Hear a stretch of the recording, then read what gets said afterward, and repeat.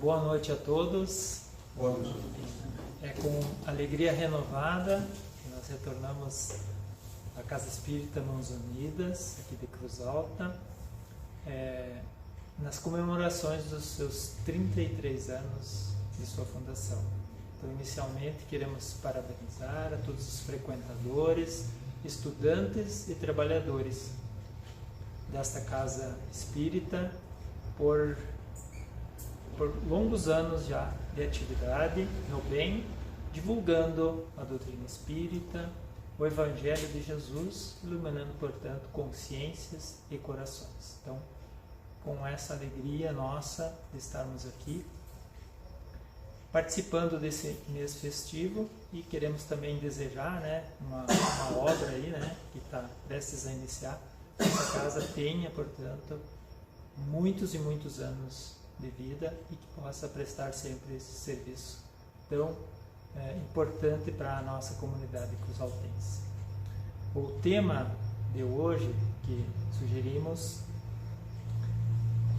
é retorno ao mundo espiritual. Esse tema nós colhemos desta obra que se chama Além da Morte, psicografia de Divaldo Pereira Franco, e ditado pelo espírito Otília Gonçalves. Otília Gonçalves, ela foi trabalhadora da Mansão do Caminho, morou na Mansão do Caminho, foi uma das inúmeras mães que cuidaram dos mais de 600 filhos adotivos de Divaldo Franco.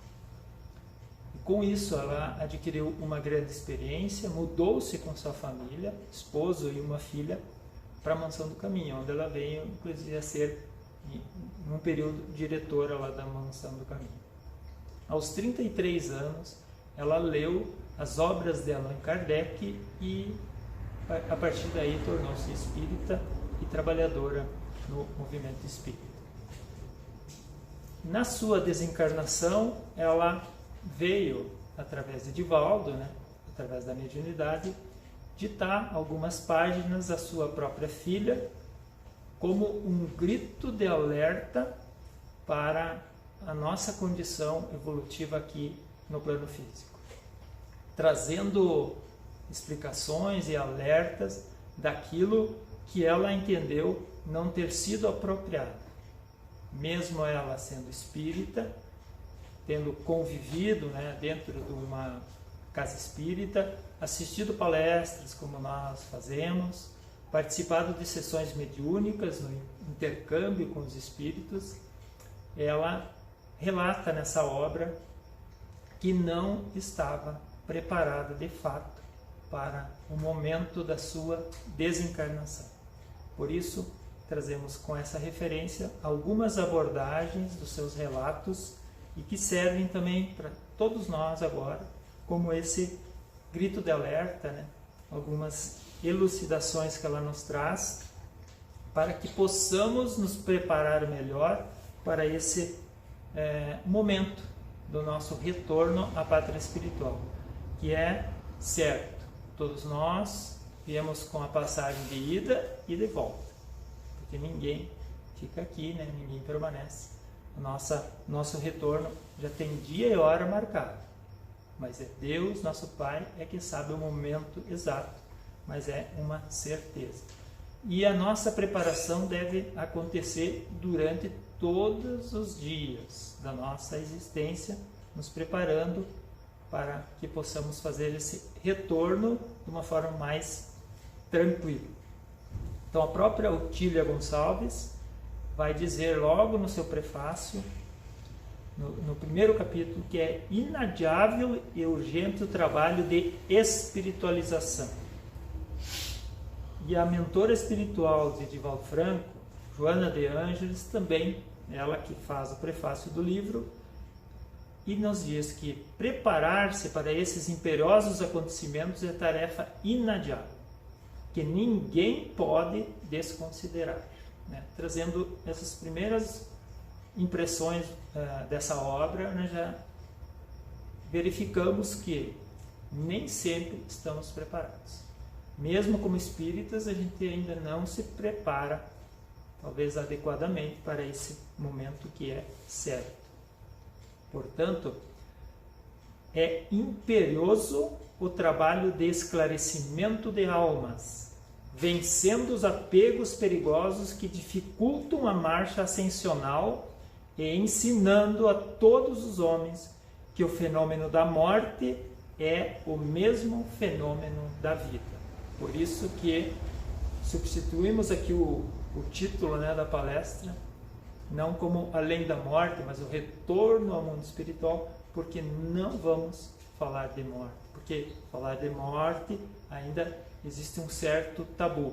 Mesmo entre nós espíritas, nem sempre a gente quer falar sobre esse tema, que é às vezes um pouco espinhoso ainda.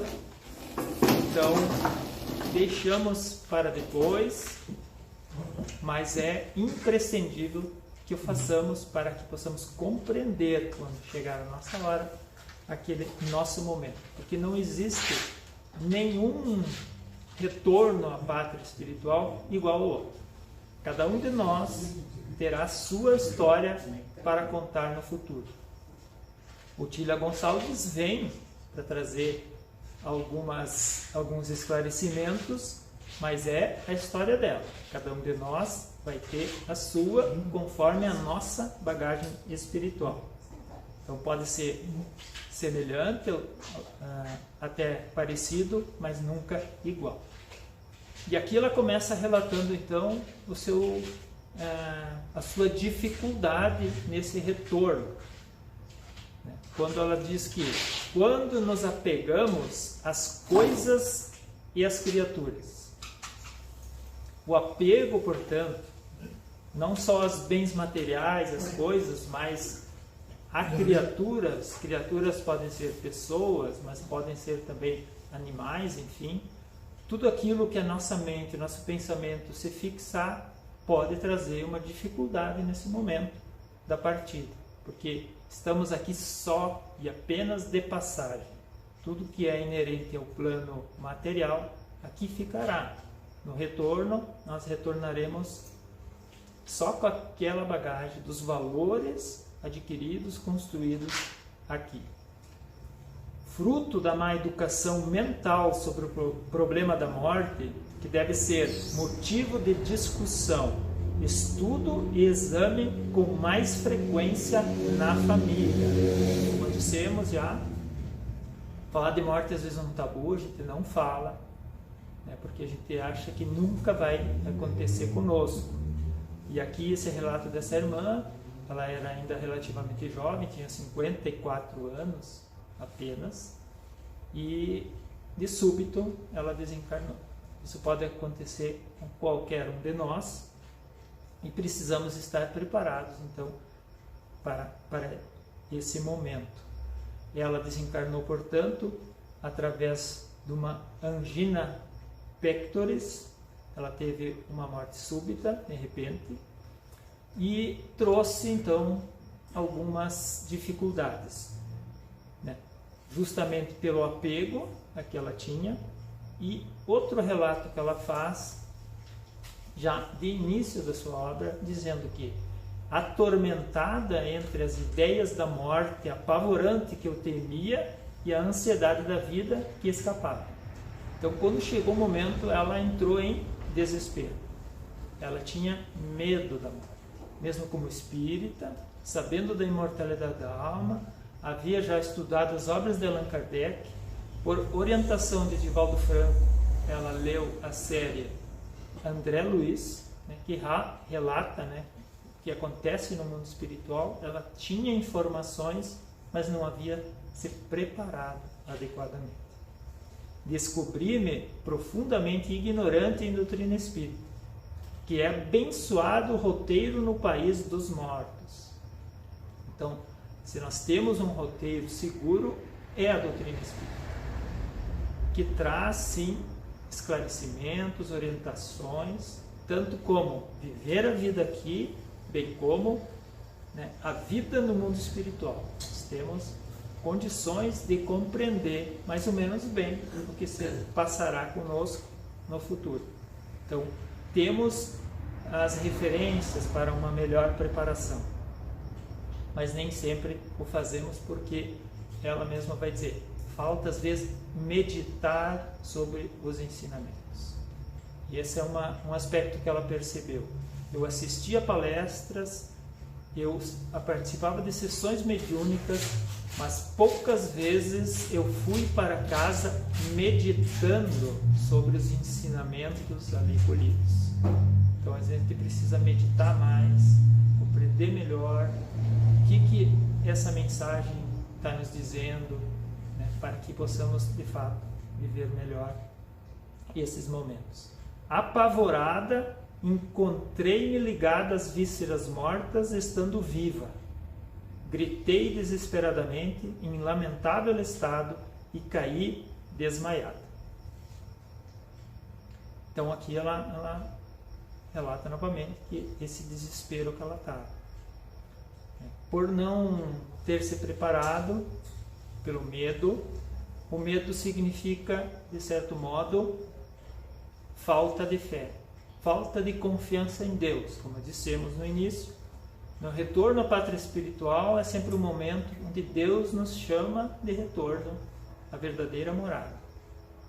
E quando nos falta confiança nesse chamado, a gente se desespera. Então a sua mente, os seus pensamentos se desequilibraram, ela entrou nesse torpor e se encontrou então nesse estado lamentável, muito pelo medo, né? E esse medo às vezes nos causa afastamento e a gente acaba não falando sobre esse assunto na preparação, né? Então é algo que nos chama a atenção. E aqui fica uma dica, né, de filme. Existe um filme chamado Quando os Anjos Falam, que vai tratar justamente desse fator da morte, né, e do medo, né? O personagem principal é uma senhora e um menininho de 12 anos, onde essa senhora perdeu, entre aspas, seu filho na guerra. E antes que chegasse a mensagem oficializando sua morte, ela recebeu através do código Morse que ela conhecia, sinais de luz piscando num farol na praia. Ela recebeu uma mensagem do seu filho, né, dizendo que ele havia partido. E que trouxe muita dor para ela, mas as mensagens dele a confortaram. E ali próximo morava um menininho que perdeu sua mãe num acidente, e ele estava junto ali, e ficou com um trauma. E precisava muito falar, né, e entender, né, o que havia acontecido com a sua própria mãe, mas o pai não aceitava. Quando ele puxava o assunto da sua mãe, ele dizia, não vamos falar disso, isso tudo acabou, não existe nada, né? E tentava sempre seguir a vida de uma forma normal, como se nada tivesse acontecido. Então ele foi encontrar esclarecimento e conforto com aquela senhora, que era tida como estranha, né? Porque ela trazia recebia mensagens do além. E trouxe conforto também a esse menino quando ele leu uma das mensagens que dizia assim: a alma deixa o corpo como um aluno saindo pela porta da escola, trazendo o aspecto de uma naturalidade. O processo da desencarnação é natural, como nós compreendemos bem. Assim como a gente nasce, vai chegar um momento que a gente vai morrer, entre aspas, morre o corpo, mas o espírito permanece vivo e a vida continua tal era, como nós éramos aqui, com os mesmos pensamentos, os mesmos sentimentos, alimentando o nosso íntimo, né, o que somos em essência. Então, diz ainda a mensagem: de repente, com alegria, não há horror na morte. Então, quando a gente consegue ver que existe sim a morte, a desencarnação, mas que a gente vai para um outro plano, a vida continua, nós então conseguimos, né, racionalizar melhor esse processo e o momento da desencarnação se torna mais tranquilo.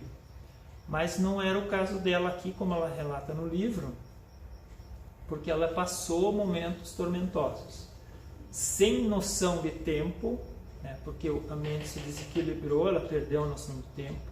Ela tinha um agitado sono, sensação de intenso frio, verdadeiro pandemônio emocional, dor no peito em função da angina, garganta sedenta, ardiam os olhos, doía o corpo, tudo, né, que não se espera, né? E que a gente vai ver daqui a pouco que na verdade não é necessário. E aí outro relato que ela nos coloca, que chamou atenção, é quando ela diz: o desenrolar dos fatos de minha existência. Isso aqui é comum na literatura espírita, aqueles que retornam, né? A gente ouve muito falar às vezes que eu não sei se a vida continua porque nunca ninguém voltou para contar como que é a vida no mundo espiritual. Nós espíritas jamais podemos usar essa máxima que muitos usam, porque temos inúmeras obras espíritas relatando, né, daqueles que desencarnaram e vieram contar o que aconteceu justamente no momento da morte, que é o caso aqui. E ela vai dizer que passa como que um filme na mente, na nossa imaginação, fazendo um balanço de toda a nossa vida, desde a fase da infância, da adolescência, da fase adulta até os últimos dias. Tudo fica arquivado em nós, fica esse registro, em alguns segundos, uma fração de segundos, passa tudo, né, em nós. E o que chama atenção aqui, né, que ela vai dizer que surgiram-me agora as soluções que antes não me ocorreram.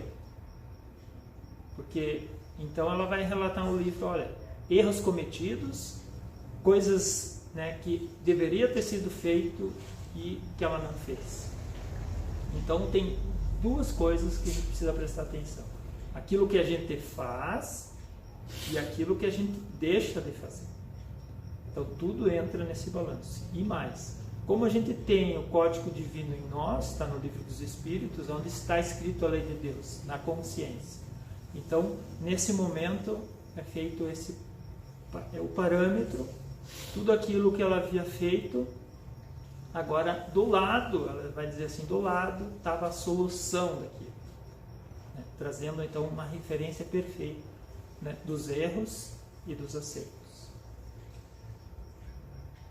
As telas da memória tudo recolhem, guardam, arquivam, selecionando ruídos e vibrações para um dia devolver ao consciente, no devido lugar e na legítima acepção e que foi catalogado. Então tudo retorna, nada passa despercebido por nós mesmos.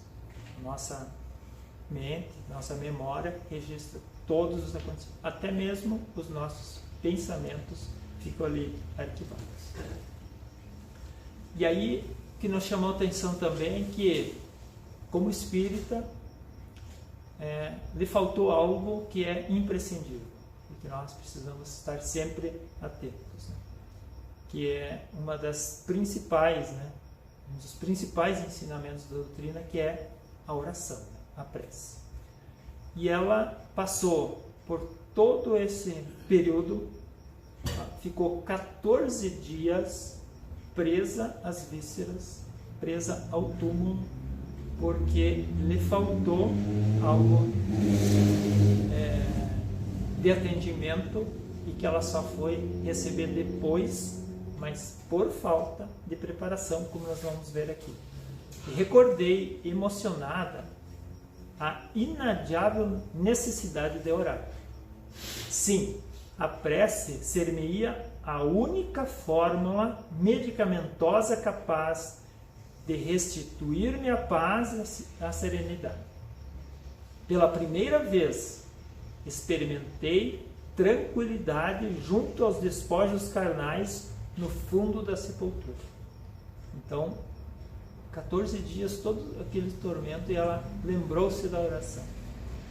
E aí vem a mensagem seguinte dizendo: ainda não havia terminado a rogativa, quando me chegou aos ouvidos, como em formoso sonho, doce e meiga voz, que banhou de harmoniosa musicalidade o estranho recinto. Então bastou as primeiras palavras da oração, a sintonia se modificou e ela já ouviu a voz, né, de alguém querido que estava próximo e que ela não havia percebido por culpa dela. Porque às vezes a gente indaga, onde estavam os mentores espirituais que não me auxiliaram? A pergunta é, mas a gente deu condições, a gente criou a sintonia, e a prece é que esse instrumento de sintonia para que possamos receber o auxílio.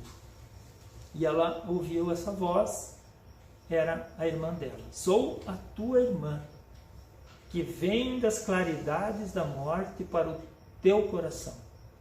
Trago-te o refrigério e a esperança em nome de quem é toda a misericórdia e consolação.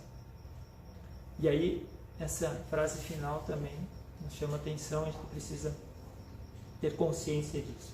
Tenho estado contigo desde o instante em que começaram as tuas aflições. Então, algumas reflexões a gente pode tirar aqui. Todo aquele tempo, todo aquele pandemônio que ela viveu, poderia ter sido evitado. Poderia.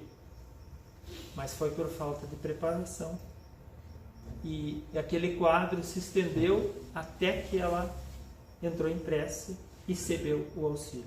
Porque a própria irmã que estava ali para recebê-la, estava ali tentando ajudá-la, mas não conseguia.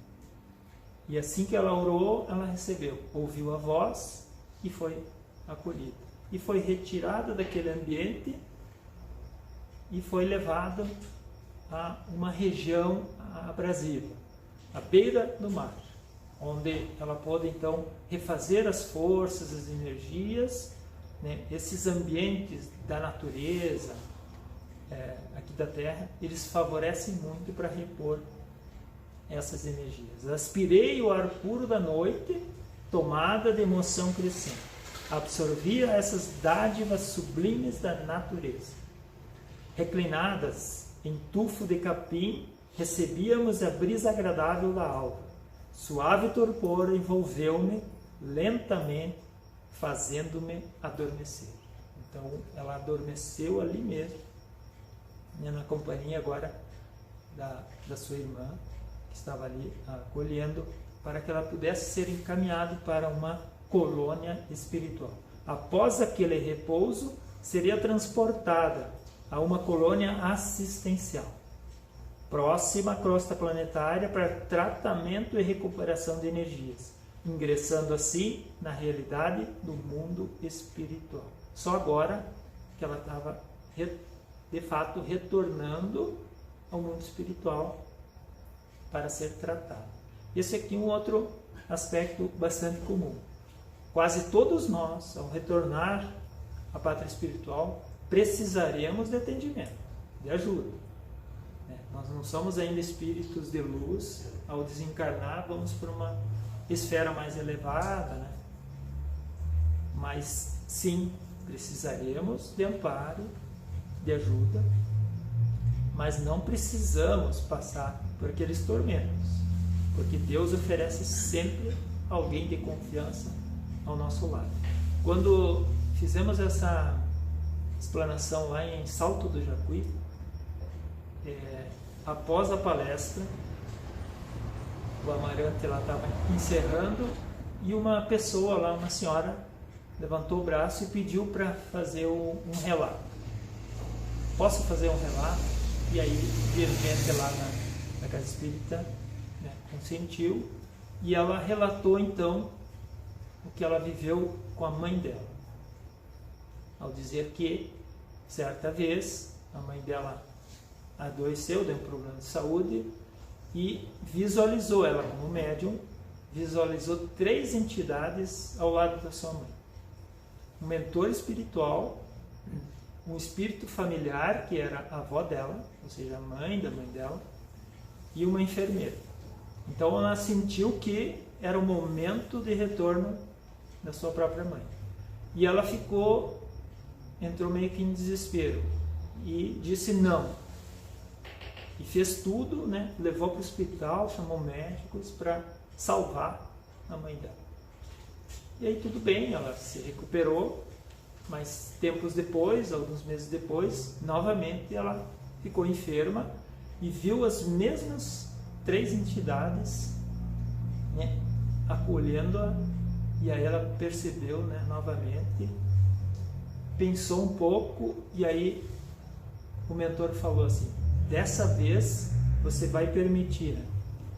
E ela sentiu que era, de fato, o momento da sua morte. Ela, sim, eu vou permitir. Ela foi ao encontro da sua mãe, se despediu e visualizou esse encaminhamento que a espiritualidade fez da sua própria mãe. Então são inúmeros relatos que a gente ouve, né, desse momento e da certeza que nós estamos sempre amparados, mas precisamos estar em condições adequadas para que a gente tenha a fé, a confiança, que a gente entre nessa sintonia para que a gente receba com mais facilidade esse retorno ao plano espiritual. E ela vai relatando então o que ela foi encontrando depois, já na colônia espiritual. Ela foi percebendo que o mundo espiritual é muito mais concreto do que se imagina, que a gente fica pensando, né? O mundo espiritual, como é que é lá? A gente fica lá vagando, o que tem lá, como é que é, né? Mas a série André Luiz mostra muito bem. Então, sim, as cidades lá é tudo muito mais concreto. E a gente acha que lá a gente é de vapor, né? Não tem, a gente não consegue se apalpar, muito pelo contrário. Há muitos que desencarnam e nem percebem, porque a vida é tão semelhante no mundo espiritual que muitos nem sabem, nem desconfiam que já desencarnaram, mas de fato já estão desencarnados. Enquanto encarnada, não supunha fosse o mundo do espírito algo tão concreto, qual aquele que me surgia a cada instante. Não pude penetrar devidamente nas lições preciosas de André Luiz, quando o lera encarnado. É aquilo que já fizemos referência, né, da série André Luiz, que são 13 obras, e que relatam todo o mundo espiritual, o que ocorre lá. E aí ela vai dizer que a vida não é apenas uma sucessão de dor e alegria, lágrima e sorriso, roubo e agradecimento, em continuidade. É um patrimônio valioso ao nosso alcance para utilização consciente em favor de nós mesmos. Ou seja, a vida em toda parte. Vida intensa, né? Em toda parte. Ela foi percebendo que como que era então o mundo espiritual. E aí explicaram a ela que ela precisava de tratamento, que ela estava num hospital e que teria ali um médico para atender. Bastante parecido, né, com o que acontece aqui com a gente. Não tenho ideia de como fui conduzida ao nosso cenáculo, ao leito tépido e acolhedor onde despertei. Então, lá na praia, ela foi encaminhada, foi levada e acordou num hospital, né, já na colônia espiritual. Esta enfermaria faz parte do conjunto hospitalar da Colônia Redenção. É uma das inúmeras células ligadas ao nosso lar. Nosso lar aqui, falando, né, quem já leu o livro Nosso Lar, que virou filme, em 2010 foi lançado o filme Nosso Lar, e agora em janeiro de 2024 será lançado o Nosso Lar 2, Os Mensageiros, que é a segunda obra da série André Luiz, e que todos estão convidados, estará nos cinemas em janeiro de 2024. Vale a pena conferir. Amanhã, o nosso médico virá cuidar da sua organização perispiritual. Se lá nós não temos mais o corpo físico, continuamos tendo um corpo perispiritual, assim denominado por Allan Kardec. Então, somos corpo, perispírito e espírito. Continuamos, né, a nossa vida normal, mas com a mesma forma, a mesma aparência que aqui, que lá será chamado de perispírito e que também precisa de tratamento. Então, foi encaminhado um médico que fez um diagnóstico e começou a conversar e passar algumas receitas, né? A maioria delas muito conhecidas nossas. No seu caso, tudo indica terem sido a anemia e o cansaço que causaram o infarto do miocárdio. O diagnóstico do médico lá espiritual da sua desencarnação, né, repentina. Passou a receita para uma boa recuperação. A prece é uma ligação de luz, né? Primeira receita, a prece é uma ligação de luz. Aquilo que ela foi se dando conta aqui, que tudo que ela tinha esquecido, deixado de fazer nesse retorno. E aí por isso que ela vem e diz, né, vem trazer para sua filha os cuidados que ela deveria ter e que servem para todos nós. Então, a oração em primeiro lugar. Aplicou-lhe os passes magnéticos, né? Temos aqui também. Água fluidificada, receitas muito conhecidas nossas, que fazem bem aqui, enquanto estamos com o corpo físico, mas continua no mundo espiritual. A utilização, né, e vem a última recomendação aqui, as vibrações mentais. Aí o médico se deteve, explicou a ela, né, que tudo é um processo mental, de pensamento, que a gente pensa, o que a gente imagina, aquilo se concretiza. A utilização da mente é o medicamento e a ginástica mais proveitosa para o espírito. Então, o amor, servir, ajudar, né? Então ela deveria usar, né, a forma de pensar, como que ela ia guiar sua mente para a sua própria recuperação e dar continuidade à sua vida no plano agora espiritual. E ela foi percebendo a colônia espiritual, como que acontecia lá dentro. E um dos fatores que mais a chamou a atenção foi no trabalho. Então ela vai dizer que a palavra trabalho não era apenas um vocábulo, mas sim uma realidade construtiva e ativa em todos os lados. Para onde ela olhava, tinha vida, né, que ela já falou da vida, e pessoas trabalhando. Então a dinâmica da vida é trabalho. Trabalho aqui no sentido, não nesse conceito aqui nosso da profissão, né, mas trabalho como define o Livro dos Espíritos, trabalho como uma ocupação útil. Toda ocupação útil é trabalho para o espírito.